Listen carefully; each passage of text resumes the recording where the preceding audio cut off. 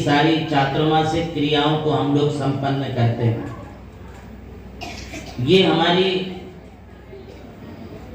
8 महीने में जो साधना नहीं हो पाती है, गर्मी की वजह से, प्रवास की वजह से कुछ अनुकूलताएं नहीं बन पाती हैं, उन प्रतिकूल परिस्थितियों में भी अपनी साधना को बरकरार रखते हुए यदि कोई अतिचार, अतिक्रम, व्यतिक्रम अथवा और किसी प्रकार का कोई दोष लगता है, उन समस्त दोषों की शुद्धिकरण इस चातुर्मास पर्व में की जाती है। ये मैं आपको भीतर की बात बता रहा हूं। इतनी स्पष्ट और सुलझी हुई बात आपको कहीं सुनने को नहीं मिलेगी। साधुओं का स्थितिकरण, साधुओं का उपगुहन कराने का ये पर्व होता है। और उन्हें जैसे आप अपने बिजनेस में, जॉब में कोई ट्रेनिंग और लेते बीच बीच में, संघस्थ साधुओं के लिए 4 महीने की ये एक ट्रेनिंग होती है, इंटर्नशिप होती है। उसमें उनके लिए पिछले साल क्या किया था और उसके पिछले साल क्या किया था, अब तुम्हारे लिए इस साल यह करना है, इसके अगले साल तुम्हारे लिए और यह करना है। उनके लिए इस चातुर्मास में अगले चातुर्मास का प्रोजेक्ट दे दिया जाता है, साधना का प्रोजेक्ट, अपनी क्रियाओं का प्रोजेक्ट, उनके अध्ययन और लेखन का प्रोजेक्ट। उनके लिए बतला दिया जाता है कि तुम्हारे लिए अब से लेकर तब चातुर्मास प्रारंभ होने तक तुम्हें अपनी साधना अब इस तरीके से करनी है। ये साधना का पर्व था। आपका बिजनेस का पर्व होता है। आपके लिए कोई सीजनेबल सीजन होता है।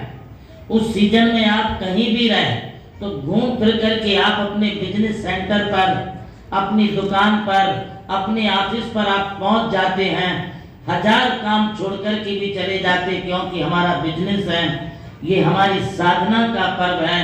हम लोग इस साधना के पर्व में सब कुछ छोड़ करके पूरे मन पूर्वक त्रय योग से अपने वर्षा योग की क्रियाओं में लग जाते हैं कि उन्नति के लिए। ये आखिरी समय की तैयारी है। ये उनके अंतिम क्षणों को वो खुद अपने सामने देख रहे हैं। आप लोग अपनी अंतिम श्वासों को देख नहीं पाते हैं, मौत को देख नहीं पाते हैं, मौत का नाम सुन करके आप घबरा जाते हैं। किंतु हमारे जो साधु होते हैं वे हर चातुर्मास में मृत्यु को आह्वान करते हैं, मृत्यु महोत्सव के लिए आमंत्रित करते हैं। भगवान गुरु मूले यति निचिते चैत्य सिद्धांत वाद्य सदगोसे मम भवतु सन से जन्म जन्म मरण। हे भगवान, यदि मुझे मृत्यु आनी है तो इधर उधर कहीं मत दे देना, कहीं चलते फिरते रोड पर मत दे देना। मुझे मृत्यु आती है तो किसी गाड़ी के सामने, रेलवे के सामने मत दे देना। मुझे ये मृत्यु आग और प्राकृतिक आपदा से भी नहीं चाहिए। मुझे मेरी मृत्यु सहज मृत्यु चाहिए, सहजता का मरण चाहिए, समाधि मरण चाहिए, और वो मरण भी गुरु मूले, गुरु के पाद मूल में चाहिए। मृत्यु वहीं सुधर सकती है। डॉक्टर तुम्हारा स्वास्थ्य सुधार सकता है, तुम्हारी बिगड़ी हुई तबीयत को ठीक कर सकता है, किंतु मानसिक स्थितियों में जो बिगड़ जाते हैं, जिनका संतुलन डगमगाने लगता है, जिनको अपने आप में आत्मविश्वास कम हो जाता है, उनके लिए गुरु एक ऐसा संबल प्रदान करते हैं कि नहीं बेटा घबराओ मत, ये तो कल भी आने वाली थी, आज भी आने वाली है और अभी भी आ सकती है, इसका कोई भरोसा नहीं है।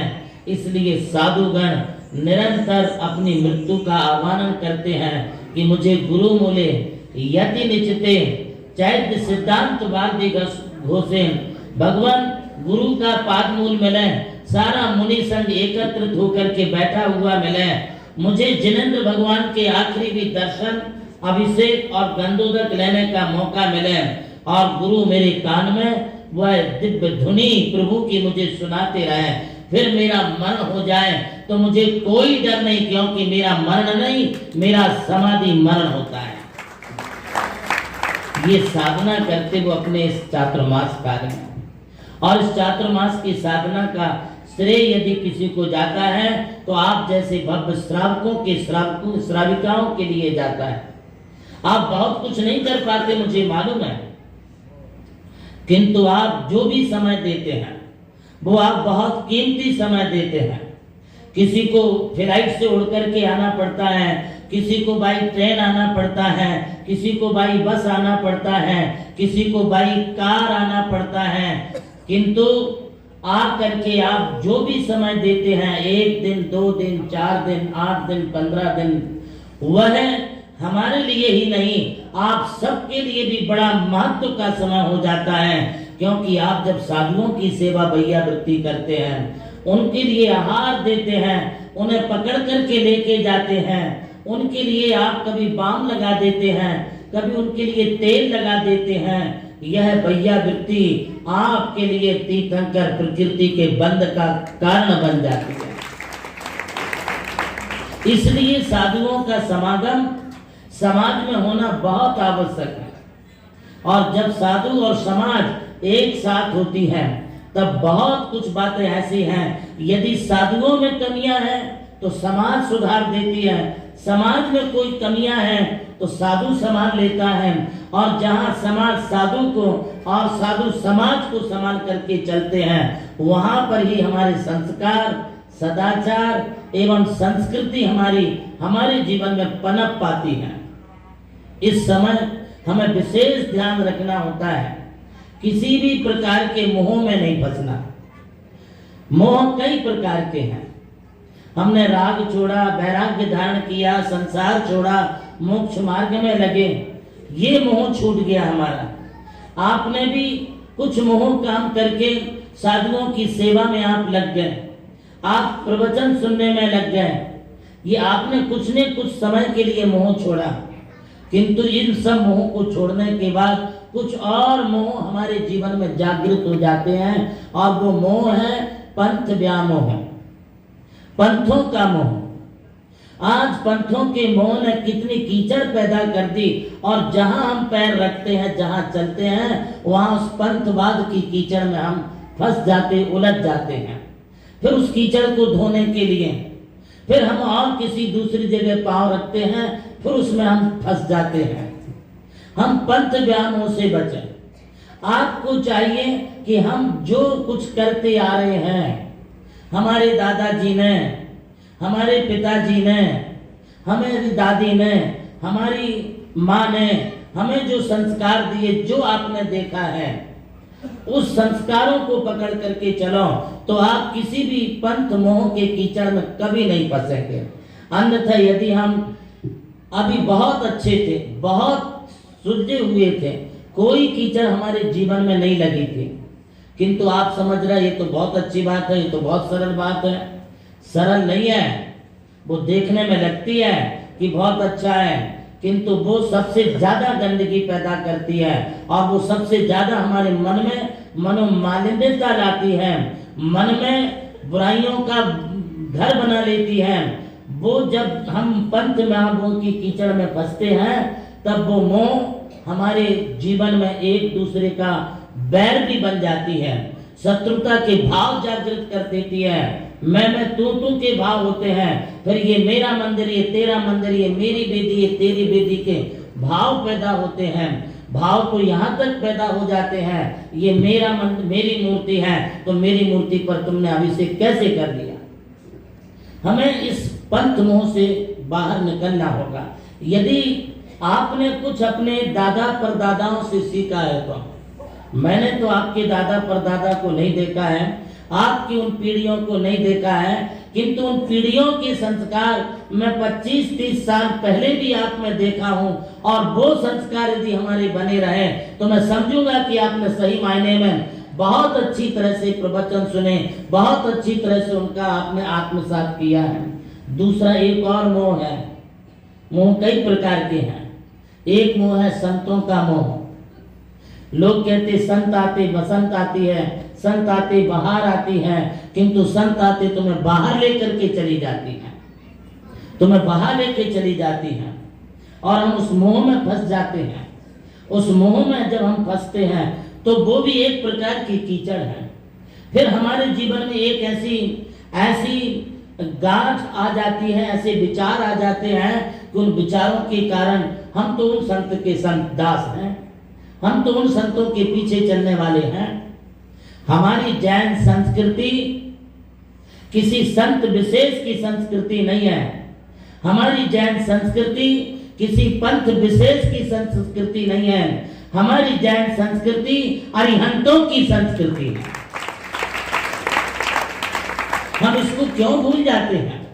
जब नमो लोए सब्ब साहुणम, नमो आयरियाणम हम बोलते हैं तो वो शब्द और उस शब्द का मीनिंग अर्थ कहाँ चला जाता है? नमो लोए सब्ब साहुणम में बताइए बाबू, हम किसको नमस्कार करते हैं? क्या नमो लोए सब्ब साहुणम में कोई संत विशेष की सर्वोच्च, श्रेष्ठ, उत्कृष्ट, वरिष्ठ, निकृष्ट, जघन्य, उत्तम, उत्तमाति उत्तम कोई वहां पर कोई लगा हुआ बैनर है क्या? है? नहीं ना।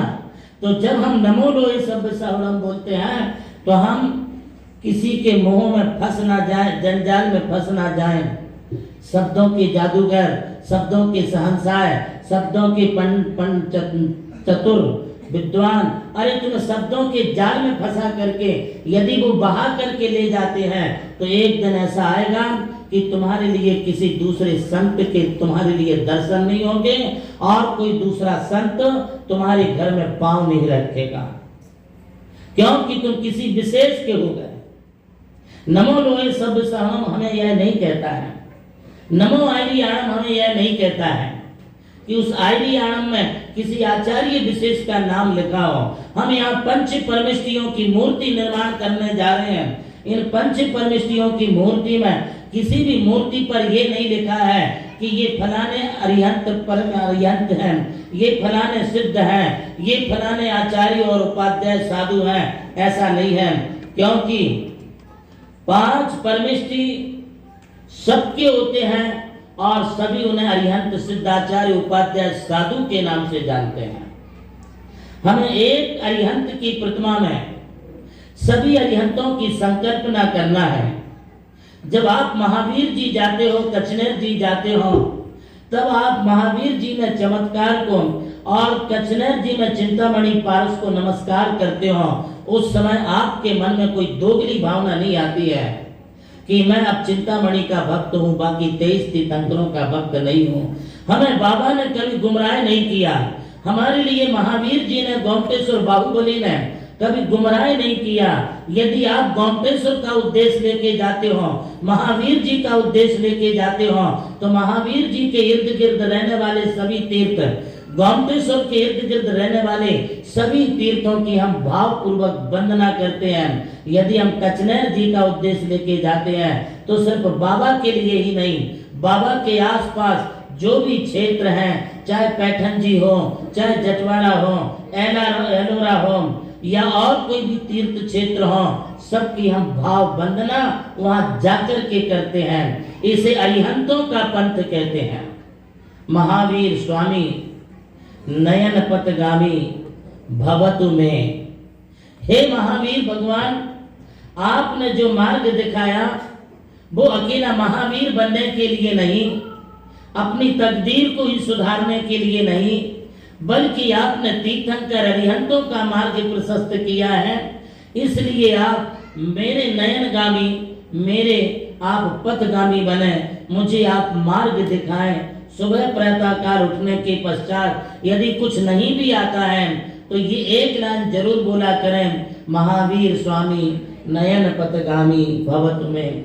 इतना आप बोलेंगे तो महावीर की शरण मिलेगी, महावीर स्वामी का धर्म मिलेगा, महावीर स्वामी के सिद्धांत मिलेंगे, महावीर स्वामी की राह पथ मिलेगा। हमारा उलझा हुआ दिमाग सुलझ जाएगा।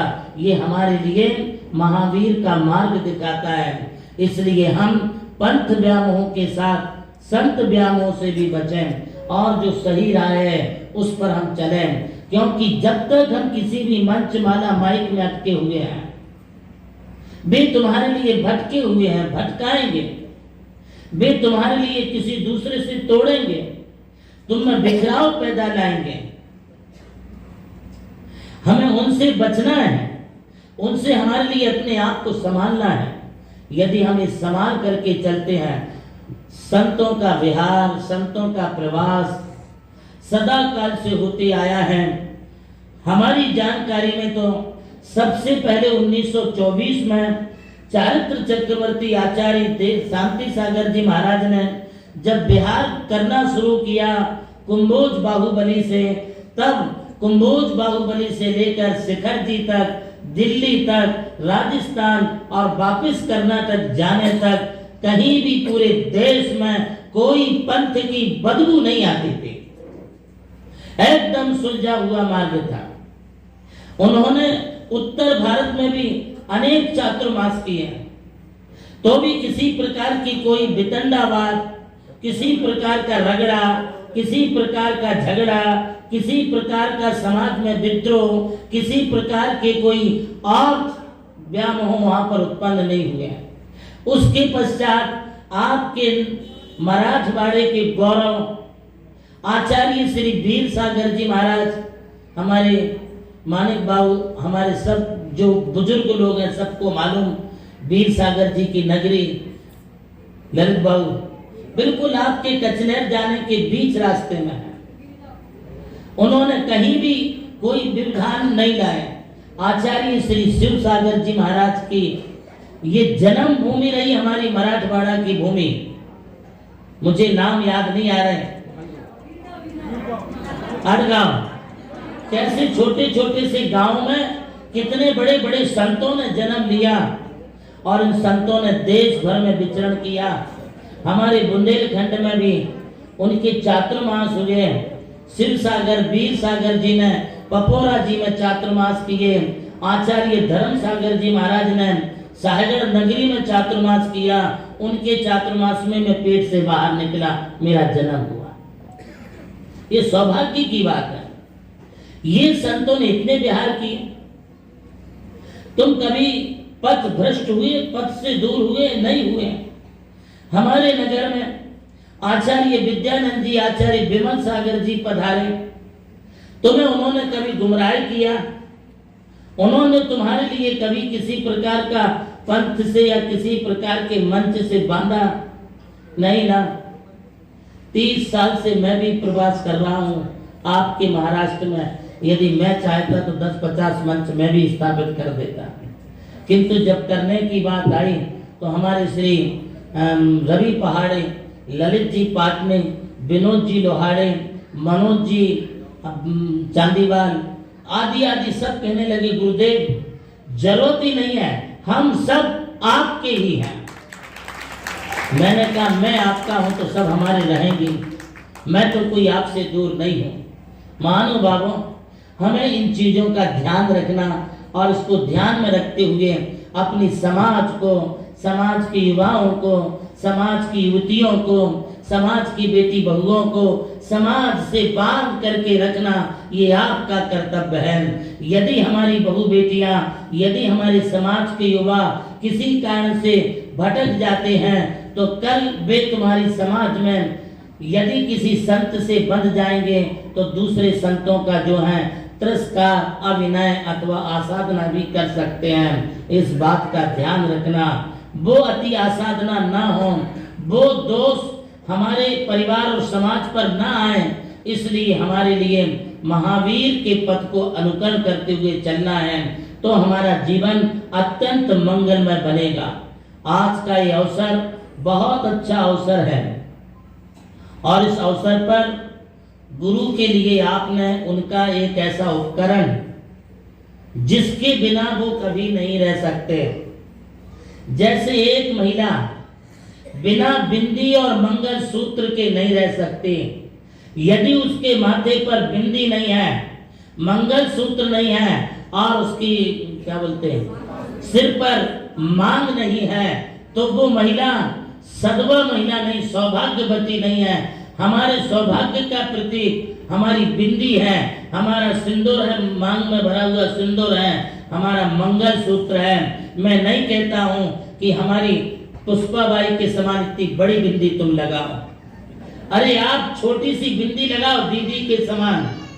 मैं दीदी को बचपन से देख रहा हूं, ये उनके सौभाग्य का प्रतीक है। जैसे हमारी शीलवती नारियां, घर की माँ, बहुएं, बेटियां बिना बिंदी मंगल सूत्र के नहीं रहती हैं, इसी प्रकार से हमारे गुरुदेव भी कभी भी बिना पिंची कमंडल शास्त्र के नहीं रहते हैं। जिस साधु के हाथ में पिंची होगी, पिंचीधारी साधु यदि तुम्हारे समाज के बीच में आएगा तो तुम्हारे समाज का सौभाग्य जागेगा, और यदि बिना पिंचीधारी साधु तुम्हारे गांव में आएगा, एक ना एक दिन वो तुम्हारे शहर और गांव में दुर्भाग्य को पैदा करेगा।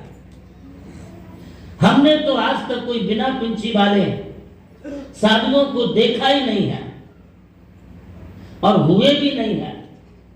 तो क्या आप अपने समाज में दुर्भाग्य लाना चाहते हो? आप अपने समाज में जो है आप गंदगी लाना चाहते हो? नहीं। तो हमारा आपसे ये कहना है कि पिंचीधारियों की आप कदर करें, और जिनके हाथ में पिंची नहीं है उन्हें हमारी समाज में नमोस्तु आत्रो तिष्ठो तिष्ठो बोलने की भी परिपाटी नहीं है ही नहीं परिपाटी। यदि है तो कल मैं भैया जी को भेजता हूँ, दीदी को भेजता हूँ, बोलो माता जी अत्र तिष्ठ तिष्ठ, भैया जी अत्र तिष्ठ तिष्ठ। कोई नहीं बोलता है। ऐसी ये हमारी पिंची, ये मेरी पिंची नहीं है, ये पिंची तीर्थंकर का झंडा है, तीर्थंकर के हाथ का एक मंगलमय कंकन है। उन्होंने इस मार्ग को बताया है, दिखाया है, इसलिए हम इसे लेते हैं। मैं कोई अपने मन से नग्न नहीं हुआ, मैं कोई अपने मन से का हाथों से केस खींचता नहीं हूं, ये कष्ट सहंगे काहे को। किंतु मोक्ष मार्ग का सिद्धांत जब से हुआ है तब से निगंतो मोक्ष मग्गो, निर्ग्रंथता ही मोक्ष का मार्ग है। और निपिच्छे नथि निब्बाणम, बिना पिंची की जैन संप्रदाय में कोई त्यागी वृत्ति होते नहीं है। ये महावीर की आज्ञा, 24 तीर्थंकरों की आज्ञा, इसलिए हम पिंची धारण किए और नग्न हुए हैं। कमंडल भी उन्हीं की आज्ञा से लिए हैं, नहीं तो कोई कल चांदी का भी दे देता मुझे, सोने से भी बना के दे देगा। ऐसे भी भक्त लोग हैं, पिंची में भी सोना चांदी लगा सकते हैं, किंतु नहीं। बैठने का आसन भी चांदी का नहीं, सोने का भी बन सकता है, इसमें डायमंड भी जड़ सकते हैं। किंतु एक बैरागी के लिए किसी भी प्रकार के राग का अंश मात्र भी नहीं रहता है, इसलिए वे लकड़ी के पाटे पर पिंची और कमंडल लेके और एक छोटा सा शास्त्र अपने पास रखते हैं, रात दिन उन्हीं शास्त्रों के वचनों का आलोड़न करते हैं। ऐसी ये संतों की हमारी परंपरा है। महानुभावों, गुरु 3 प्रकार के होते हैं, श्रावक भी 3 प्रकार के होते हैं, घर भी 3 प्रकार के होते हैं, लोग भी 3 प्रकार के होते हैं, रत्नत्र भी 3 प्रकार का होता है, मोक्ष मार्ग भी 3 प्रकार का होता है। तो पहले मैं आपको बता दूं साधु 3 प्रकार के कैसे हो गए। उत्तर भारत, दक्षिण भारत, दिल्ली वाले नहीं, ये जितने भी हैं कन्याकुमारी से लेकर कश्मीर तक, पूरब से लेकर पश्चिम तक, जितने भी दिगंबर साधु हैं वे सब दिगंबर साधु ही हैं। वे सब नमो लोए सब सावरम हमारे गुरु की श्रेणी में हैं। किंतु इनमें हमने जो पाया वो दिगंबरत्व पाया, हमने जो पाया वो निर्ग्रंथपना पाया। हमने इनको जब से देखा तब से बीत रात मुद्रा क्या होती है ये हमने इनसे पाई, देखी, सीखी है। इसलिए हमारी माताएं बहनाएं निसंकोच उनके चरणों में जाके अपना नमोस्तु प्रणाम निवेदित करती हैं। ये संबंध है हमारा और तुम्हारा। जब आप नमोस्तु करते हैं, करती हैं, तब हम लोग सिर्फ इतना ही आशीर्वाद देते हैं, और उस आशीर्वाद में बहुत कुछ समाया हुआ है। जिस किसी भावना से तुम दर्शन करते हो, जिस किसी भावना से तीर्थ और मंदिरों पर जाते हो वे सब भावनाएं तुम्हारी पूरी होंगी। भगवान से घर के लिए मांगना भी गलत नहीं है। भगवान से दुकान के लिए मांगना, स्वास्थ्य के लिए मांगना, बच्चों के लिए मांगना, बच्चों की पढ़ाई के लिए मांगना, बच्चों की शादी के लिए मांगना, पोता पोती के लिए मांगना कोई गलत नहीं है। यदि हमारे भगवान तुम्हारी डिमांड और मांग को पूरा नहीं कर सके तो वो हमारे दिगंबरों के भगवान ही नहीं है। हमें अपने भगवान इतना देते हैं, सिर्फ तुम्हें उनके सामने अपनी झोली बड़ी करते आनी चाहिए। तुम्हारी झोली बहुत छोटी होती है और छोटी सी झोली में गंगा के किनारे गए प्यासे और इतना सा लुटिया गड़ू, छोटा सा गड़ू लेके गए तो बोलिए गंगा तो बहुत बड़ी थी और तुम इतना ही लेके आए। भगवान से मांगते हो थोड़ा नहीं बहुत मांगो, वे देने वाले हैं। हमारे दिगंबर जैन समाज में जैनों के भगवान गरीब, दरिद्री अथवा किसी दीन कुलों में पैदा होने वाले नहीं है। हमारे जैनों के भगवान राजा, महाराजा, सम्राट एवं चक्रवर्तियों के कुलों में पैदा होते हैं और जब वो त्याग करके जाते हैं तो जो कुछ भी लोग सोचते हैं उनके चरणों में सब कुछ मिल जाता। यही बात मुनि महाराज जी, गुरु महाराज जी के भी दर्शन करने पर अपने लिए सब लाभ होते हैं यदि भक्ति से हम उनको सिर्फ नमोस्तु बोलते हैं। रखिए मन में भावना, जब तक मोक्ष नहीं मिला तब तक संसार के सुख और संसार के सुख तुम्हारे लिए प्राप्त हुए हैं तो लास्ट में उनसे भगवान से जिन गुण संपत्ति हो मध्यम, मुझे जिनेंद्र गुणों की प्राप्ति और मोक्ष की प्राप्ति हो, ये भी मांग लीजिए तो ये भी मंगल कामना आपकी एक दिन जरूर पूरी हो जाएगी। कहाँ गई तुम्हारी बुद्धि? एक साधु ग्राउंड में भूखा बैठा है, एक साधु की व्यवस्था नहीं हो रही, एक साधु के लिए उनको बैया वृत्ति स्वास्थ्य के लिए हमारा ध्यान नहीं जा रहा और एक संत के लिए हम आज आहार सिर्फ मेरे घर पर हो जाए, मेरे हाथ से हो जाए, हम 1 नहीं 2 नहीं 3 नहीं पूरे 11 लाख 15 लाख 21 लाख भी देने की आप दम रखते हो। और एक साधु तुम्हारे गांव में आता है विनोद सेठ, तो औरंगाबाद में एक साधु आता है तो वो भूखी हमारे द्वार से भूखे ही लौट जाते हैं। ये गुरु पत्थर की नाव के सरीखे गुरु हैं, ध्यान रखिएगा। हमारे यहाँ कोई आडंबर के लिए जगह नहीं है, हमारे यहाँ पूर्ण वीतरागता के लिए जगह है। लकड़ी की नाव के समान तो पत्थर की नाव के समान आप समझ गए।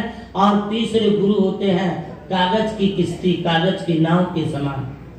आप देखिए कागज की नाव बड़ी सुंदर दिखेगी, अच्छी दिखेगी, किंतु उसे पानी में छोड़ दीजिए तो पानी लगते ही साथ वो गलना शुरू हो जाएगी, वो अपने कोई काम की नहीं है। ऐसे भी कुछ गुरु लोग होते हैं जो हमारे किसी काम के नहीं है। अब मैं बात करता हूं 3 तरह के घर होते हैं। एक घर होता है घर, दूसरा घर होता है मंदिर और तीसरा घर होता है शमशान। कौन सा घर शमशान है?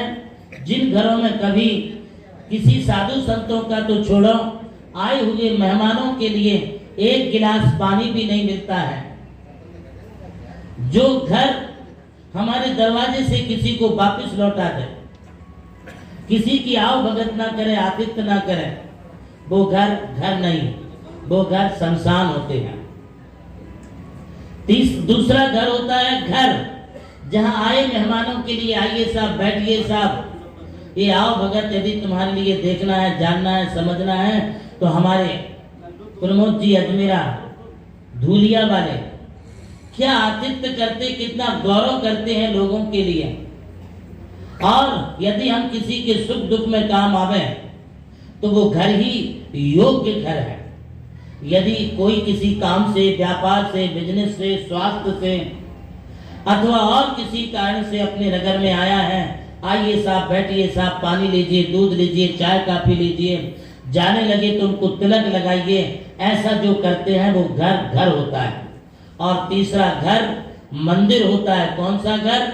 वो घर जिन घरों में आए दिन साधु संतों के लिए भी अत्रो तिष्ठो तिष्ठो की मंगल ध्वनि सुनाई पड़ती हो, और जिन घरों में साधुओं के चरण पखार के गंधोदक लेके नवदा भक्ति से उनके आहार दिया जाता हो, बेघर घर नहीं, बेघर शमशान नहीं, बेघर मंदिर के तुल्य हो जाते हैं, मंदिर कहलाने लगते हैं। हमें ऐसा ही घर बनाना चाहिए। सब कुछ रखो आप घर में, किंतु एक 4x8 की जगह ऐसी बना के रखो कि कल के दिन हमें कोई भी टेबल कुर्सी सोफा बेड इधर से उधर न सरकाने पड़े, और कोई पिंची कमंडलधारी आ गया तो हम उनके लिए राजा बाजार मंदिर से 2 घड़ा पानी भर करके ले जा करके अपने घर में शुद्ध भोजन बना करके खिला सकें। ऐसा एक कम से कम 10x10 का कमरा क्यों ना हो, हम बिना फर्नीचर का रखें। हम चौका इसलिए नहीं लगा पाते हैं, हम साधु को अपने घर में इसलिए नहीं पड़गा पाते हैं। दुनिया का फर्नीचर, दुनिया का इंटीरियर, दुनिया का सामान नहीं सो हमारे घर में कबाड़ा भर के रखा है। कुछ चीजें ऐसी है जो काम की भी नहीं है। अब साधु तुम्हारे घर में आए तो कैसे आए? इसलिए छोटी सी जगह, यदि आपके मन में जगह है साधु के लिए, तो आपके मकान में भी जगह आ जाएगी और आप साधु के लिए बड़े प्यार से खिला सकते हैं। 3 प्रकार के लोग होते हैं संसार में। एक लोग वो होते हैं जो एकदम सुपारी की तरह होते हैं। सुपारी चबाओ तो कैसा होगा? दांत और टूट जाएंगे। साबित सुपारी कोई नहीं चबा सकता है। ऐसे कोई लोग एकदम कठोर, ऊपर से कठोर, भीतर से कठोर, किसी की सुनते ही नहीं। कोई आ जाए, चला जाए, मर जाए, जी जाए, कुछ भी हो जाए, हमें कोई लेना देना नहीं बोलते हैं, हाथ खड़े कर देते हैं। ऐसा व्यक्ति ना तो घर और ना समाज ना देश की किसी की सेवा नहीं कर सकता। हमें लोग ऐसे चाहिए जो हर एक के सुख दुख में काम आ जाए। सुपारी के समान एकदम कड़क मत बन जाओ। दूसरे लोग वो होते हैं ऊपर से नरम, भीतर से एकदम कठोर। वे लोग खारिक की तरह होते हैं। खारिक ऊपर से थोड़ी अच्छी लगती, मीठी लगती, किंतु उसकी गुठली। ऐसे ही कुछ लोग मुख सामने आए तो मीठा मीठा बोलेंगे, अच्छा बोलेंगे, नरमाई से बात करेंगे, और पीछे गए तो उन पर प्रहार करेंगे, उनको देखेंगे भी नहीं। हम इस तरह के भी लोग ना बने, इस तरह के हृदय वाले ना बने। और तीसरे तरह के लोग वो होते हैं जो बिल्कुल अंगूर सीजन प्रारंभ हो गया, अंगूर का, बताओ अंगूर कैसा लगता है। अब उसको काटने की, छीलने की, बदालने की कोई आवश्यकता नहीं, क्योंकि वो सीडलेस, बीज रहित हो गया। और जब खाते हो तो कितना अच्छा लगता है, बाहर भी उतना ही नरम और भीतर भी उतना ही नरम, उतना ही मीठा। ऐसे कुछ लोग होते हैं, वे लोग अंगूर की तरह होते हैं, बाहर से भीतर से एकदम नरम नरम रहते हैं। हालांकि ये स्वभाव तो साधुओं का होता है, किंतु साधुओं में भी कड़कता आ गई, कड़कता, कठोरपना। चला उधर बैठ, नीचे जा, झटकार देते हैं, झटकार देते हैं, और झटकारने वाले तुम्हें अच्छे लगते हैं। उतनी दूर से बात करो, उतनी दूर से आओ। हम उन्हें अंगूर वाले नहीं कह सकते, हम उनके लिए खारिक वाला कह सकते हैं। हम अंगूर के स्वभाव वाले लोग बने, और वो अंगूर का स्वभाव बहुत अच्छा स्वभाव होता है। इसी प्रकार से 3 प्रकार के रत्नत्रय है, सम्यक दर्शन, ज्ञान, चारित्र। इससे हमें मोक्ष मार्ग की प्राप्ति होगी। महानुभावों, ये मोक्ष मार्ग का प्रतीकात्मक महापर्व साल में एक ही बार आता, चातुर्मास का।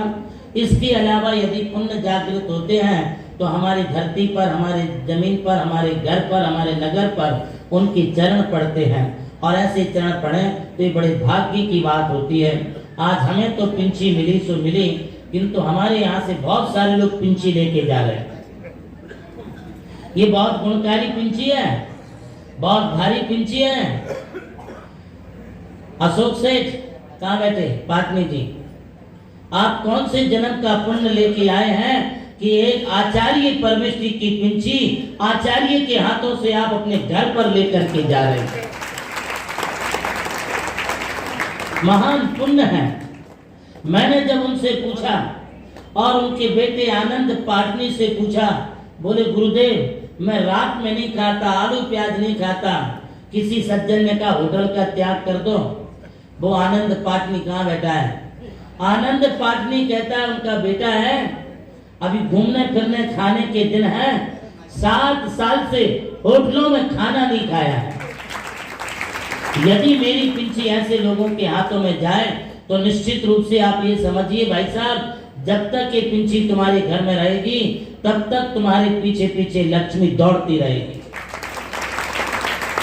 किसी भी तांत्रिक से, किसी भी लाल किताब पीली किताब वाले से अथवा किसी भी साधक से आप पूछ लीजिए, यदि घर में बरकत नहीं रहती है तो विजय वर्धन जी क्या करें?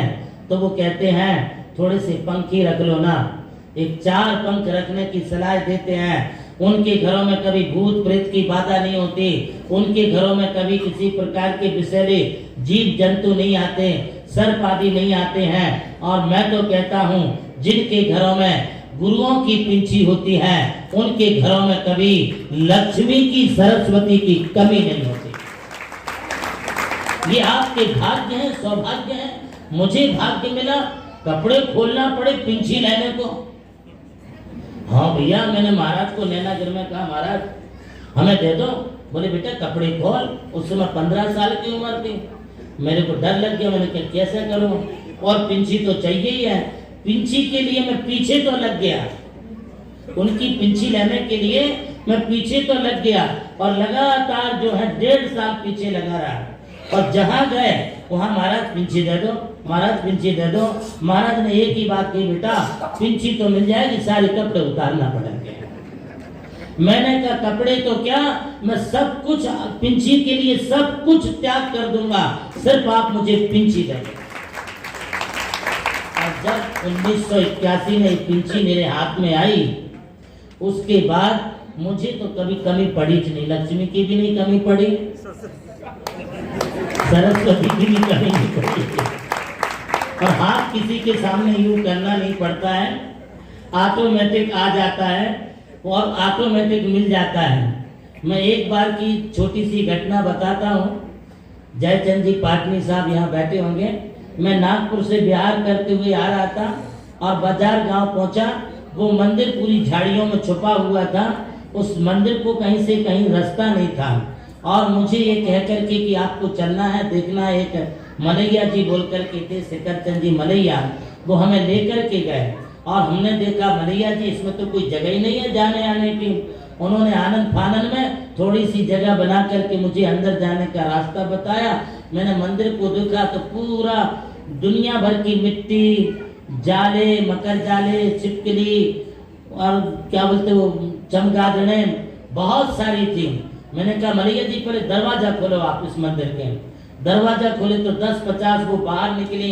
निकलने के बाद जो है मैंने कहा थोड़ा सा वेदी पे दर्शन तो हो जाए, इतना साफ कर लो। साफ करने गए तो इतनी मिट्टी जमी हुई थी। फिर वहाँ पर मिट्टी जमी रहने पर 50-50 बच्चे, लड़के लड़कियां सब मेरे साथ थे। मैंने सबको मंदिर में लगा दिया। मैंने कहा ये लो पत्थर और पत्थर से इसको खरोचो। खरोचा तो वो मंदिर पूरा नक्काशीदार मंदिर, जैसे राम टेक का मंदिर है वैसा सुंदर मंदिर उसमें से निकला। थोड़ा काम तो हम लोगों ने कर लिया। और दूसरे दिन बिहार की बात, तो विजय सिंह को बोले कि हम नहीं जाने देंगे। मैंने कहा मंदिर का सुधार करोगे तो हम रुकेंगे। बोले क्या करना? मैंने कहा कि इस मंदिर के लिए जो है थोड़े से पैसे की जरूरत है और वो अपने पास है नहीं। बोले आप आदेश करें। मैंने कहा क्या आदेश करेगा, कौन देगा? उस समय मेरी उम्र भी छोटी और लगभग 30-32 साल पुरानी घटना और मेरा ज्यादा प्रभाव नहीं। मैं तो मंदिर की टेरेस पर सो गया। गर्मी के दिन थे, अप्रैल मई के दिन थे और सोया रात में सोया और वही विचारों में सोया तो वहां पर 2 ऐसे युवक, बिल्कुल छोटे छोटे से बच्चे, पीली सा धोती दुपट्टे में मुकुट लगाए हुए हमारे सामने आ गए। छम छम छम आवाज आ रही थी। मैंने कहा ये क्या अद्भुत दृश्य हो रहा। और फिर मैं लेटा। उन्होंने आवाज दी, तुम इस मंदिर का जीर्णोद्धार करने आए हो और वो तुम्हारे हाथों से होगा। मेरे मुख से भी आवाज निकली, मेरे पास कुछ नहीं है, मैं क्या करूँगा। उन्होंने कहा आप चिंता मत करो। मैं लेटा था और मेरे दोनों हाथों में एक इसमें ऐसे सुंदर चांदी के 2 सिक्के रख दिए। वो सिक्के हाथ में आने के बाद मैं जागृत हो गया, उठा तो सचमुच में 2 सिक्के हमारे हाथ में थे। सुबह सारे घटनाक्रम उनको मैंने बताया, बोले आपके हाथों से काम होगा। दोनों सिक्के मैंने समाज के सामने रख दिए। उस समय एक शांति विधान किया। उसी दिन दोपहर में सारे नागपुर के लोग आए, 80,000 रुपये का कलेक्शन हो गया। मुझे थोड़ा सा विश्वास हो गया कि कुछ मिल जाएगा। फिर मैंने कहा कि हम यहाँ तभी रुक सकते हैं जब आप इस मंदिर का जीर्णोद्धार करो। तो बोले आप जो आदेश करेंगे। तो मुझे उस समय 12 लाख रुपए नकदी और 10 कमरों की स्वीकृति मिल गई। मंदिर का जीर्णोद्धार हो गया। दिगंबर साधु के पास कुछ नहीं होता है, ये पिंची होती है जहाँ वो बैठ जाए धरना दे करके, वहां पर वो चाहे तो पत्थर पर भी कमल खिला सकता है और पत्थरों में से भी पानी निकाल सकता है। वो जो सोच ले वो कर सकता है। ये दिगंबरत्व की बहुत बड़ी ताकत है। मानो बाबा, ऐसे पिंची परिवर्तन का सौभाग्य आज अशोक पाटनी, शांताबाई पाटनी, आनंद जी पाटनी इस परिवार ने प्राप्त किया है। और ये परिवार बहुत सौभाग्यशाली परिवार है। शांताबाई पाटनी खड़े हो जाए, जोरदार तालियों से इनका अभिनंदन, अनुमोदना, आपके लिए बहुत बहुत बधाई।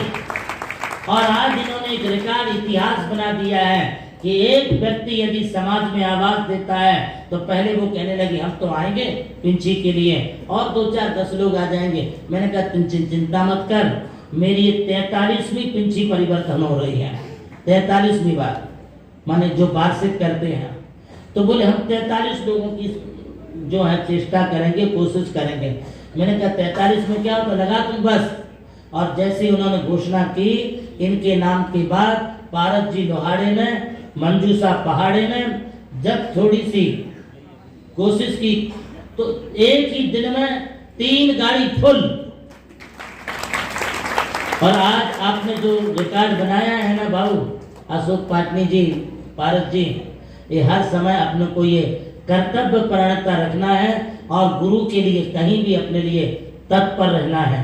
आज आप सब लोगों ने जो साथ दिया, हमारे अनिल जी जमगे साहब कहने लगे गुरुदेव आएंगे 150-200 लोग आएंगे, सुबह 150 लोगों का खाना बोल दो क्या। मैंने कहा पागल है क्या, पूरे लोग कहाँ से आएंगे। दीदी ने कहा मैं हूं ना। और जब दीदी ने आवाज लगाई तो दीदी की आवाज में भी बड़ी दम है। और उस दम से आज औरंगाबाद से भी इस समय लोगों ने साथ दिया, पधारे। हमारी चांदबड़ की समाज बहुत दिलेर समाज होने के साथ साथ गुरु भक्त समाज है। जब उनके लिए बोला तो पूरी समाज उपस्थित है। आज सटाना हो, चाहे लासलगांव हो, चाहे बॉम्बे से हमारी प्रज्ञाश्री सुज्ञानश्री माता जी हों, सब तरफ से उन्होंने लोगों को भेजा। आज मैं विशेष तौर से आप लोगों का अभिनंदन करना चाहूँगा। सबके लिए मैं बहुत कौतुक करना चाहूँगा कि आपने बहुत बहुत गुरु की गरिमा को बढ़ाते हुए ऐसी स्थिति में भी आप सब लोग उपस्थित हुए, मुझे बहुत अच्छा लगा।